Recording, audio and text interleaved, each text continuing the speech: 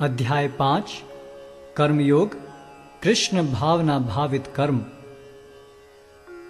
अर्जुन ने कहा, हे कृष्ण, पहले आप मुझसे कर्म त्यागने के लिए कहते हैं और फिर भक्ति पूर्वक कर्म करने का आदेश देते हैं।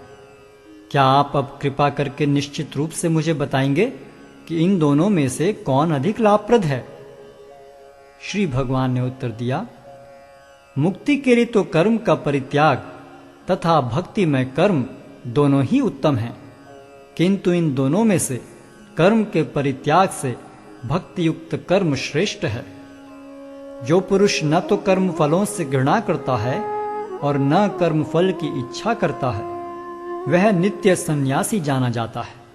हे महाबाहु अर्जुन, ऐसा मनुष्य समस्त द्वंद्वों से रहित होकर बहुबंधन को पार कर पूर्णतया मुक्त हो जाता है। अज्ञानी ही भक्ति को भौतिक जगत के विश्लेषणात्मक अध्ययन से भिन्न कहते हैं। जो वस्तुतः ज्ञानी हैं वे कहते हैं कि जो इनमें से किसी एक मार्ग का भली भांति अनुसरण करता है वह दोनों के फल प्राप्त कर लेता है।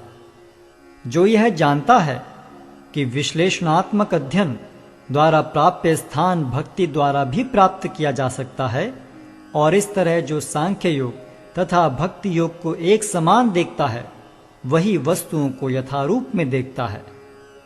भक्ति में लगे बिना केवल समस्त कर्मों का परित्याग करने से कोई सुखी नहीं बन सकता, परंतु भक्ति में लगा हुआ विचारवान व्यक्ति शीघ्र ही परमेश्वर को प्राप्त कर लेता है।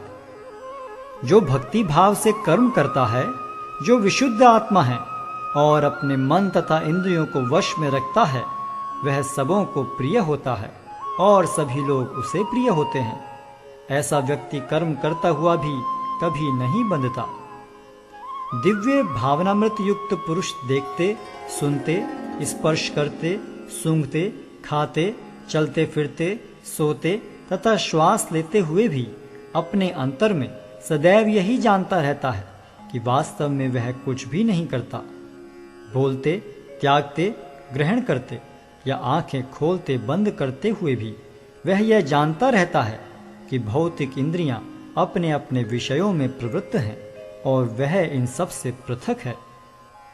जो व्यक्ति कर्म फलों को परमेश्वर को समर्पित करके आसक्ति रहित होकर अपना कर्म करता है, वह पाप कर्मों से उसी प्रकार अप्रभावित रहता है जिस प्रकार कमल पत्र जल से अस्पृश रहता है।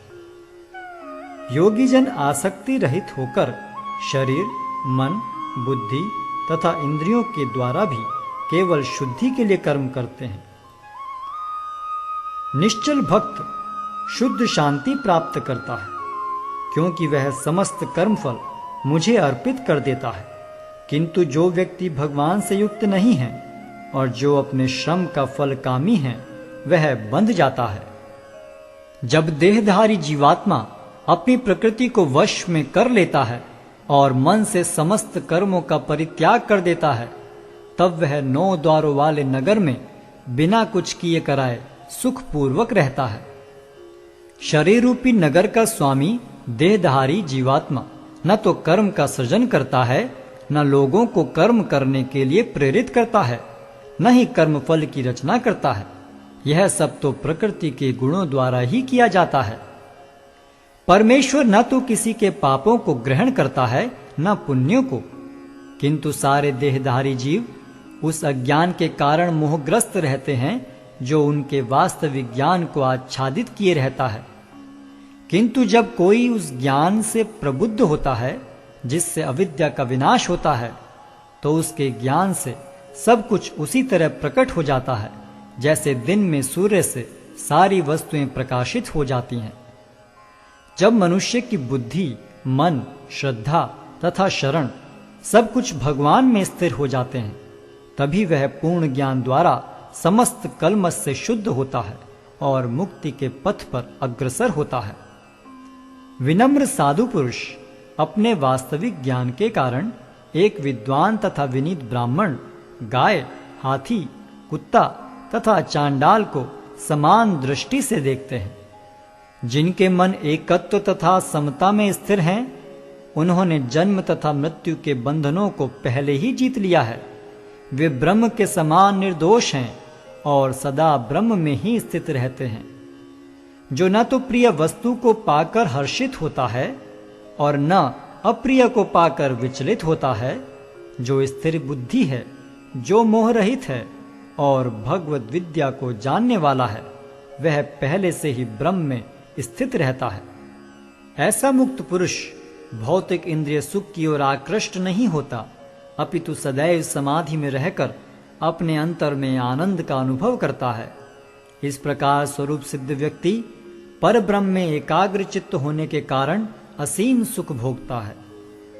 बुद्धिमान मनुष्य दुख के कारणों में भाग नहीं लेता, जो कि भौतिक इंद्रियों के संसर्ग से उत्पन्न होते हैं। हे कुंती पुत्र, ऐसे भोगों का आदि तथा अंत होता है, अतः चतुर व्यक्ति उनमें आनंद नहीं लेता। यदि इस शरीर को त्यागने के पूर्व कोई मनुष्य इंद्रियों के वेगों को सहन करने तथा इच्छा एवं क्रोध के वेग को रोकने में समर्थ होता है, तो वह इस संसार में सुखी रह सकता है। जो अंतःकरण में सुख का अनुभव करता है, जो कर्मठ है और अंतःकरण में ही रमण करता है तथा जिसका लक्ष्य अंतर्मुखी होता है, वह सचमुच पूर्ण योगी है। वह पर ब्रह्म में मुक्ति पाता है और अंततोगत्वा ब्रह्म को प्राप्त होता है। जो लोग संशय से उत्पन्न होने वाले द्वैत से परे हैं, जिनके मन आत्म साक्षात्कार में रत हैं, जो समस्त जीवों के कल्याण कार्य करने में सदैव व्यस्त रहते हैं और जो समस्त पापों से रहित हैं, वे ब्रह्म निर्वाण को प्राप्त होते हैं।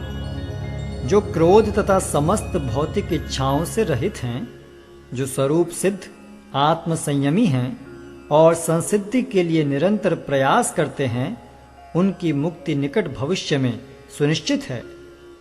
समस्त इंद्रिय विषयों को बाहर करके, दृष्टि को बाहों के मध्य में केंद्रित करके, प्राण तथा पान वायु को नथुनों के भीतर रोककर और इस तरह मन, इंद्रियों तथा बुद्धि को वश में करके जो मोक्ष को लक्ष्य बनाता है, वह योगी इच्छा, भय तथा क्रोध से रहित हो जाता है।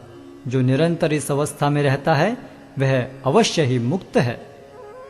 मुझे समस्त यज्ञों तथा तपस्याओं का परम भोक्ता, समस्त लोकों तथा देवताओं का परमेश्वर एवं समस्त जीवों का उपकारी एवं हितैषी जानकर मेरे भावनामृत से पूर्ण पुरुष भौतिक दुखों से शांति लाभ करता है।